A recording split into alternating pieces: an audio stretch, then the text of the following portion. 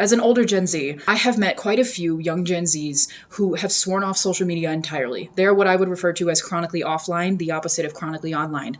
These people in particular, all of them have commonly told me that they do think that the more time you spend online, the more out of touch with reality you are. I find the opposite to be true, because these young people that I've met who are completely offline, and yes, I'm generalizing, are some of the most conservative young people I've ever met. This doesn't make them bad people, but they are ignorant and they do have outdated views. They have more in common with the baby boomers that I know than they do with their own generation, Gen Z, because they don't have a news source. They have no idea what's going on in the world or their own communities.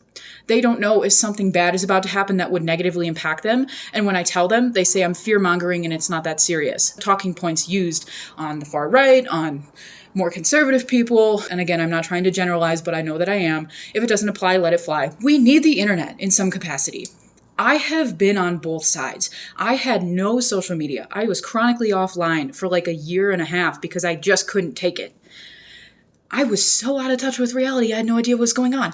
And then I was chronically online 40 hours a week when I was unemployed. I couldn't be without my phone. In the present moment in my own life, I was so concerned with everything else around me instead. You have to have a balance. The thought process for a lot of these people, as I've had these conversations with them, is I don't know how to determine what's fake news or what's a proper news source, so I'm just going to swear it off entirely because I don't know what I'm doing. And I beg them, please, do not swear off the internet entirely just because you don't know how to use it. We all learned how to use it. You're not born like this. It's a skill. You get better the more you practice. There's a lot of people on here, and I'm not judging, who got fooled by that video of AI bunnies jumping on a trampoline.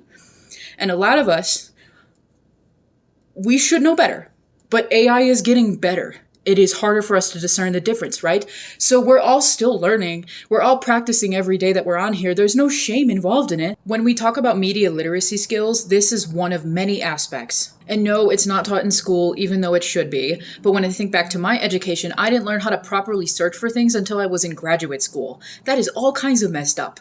But thankfully, there are people online who are trying to fill in those gaps for free by making videos on how to determine the difference between an AI video or a non-AI video, etc. Bless them. And yeah, it's overwhelming at first. I've been online since I was a kid. If I suddenly jumped online today, I would be overwhelmed too.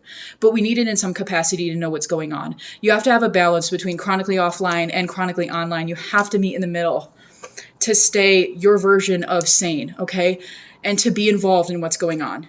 You should know what's going on in your own communities and what's affecting you. And you should care about others too. We're all connected and it's all connected.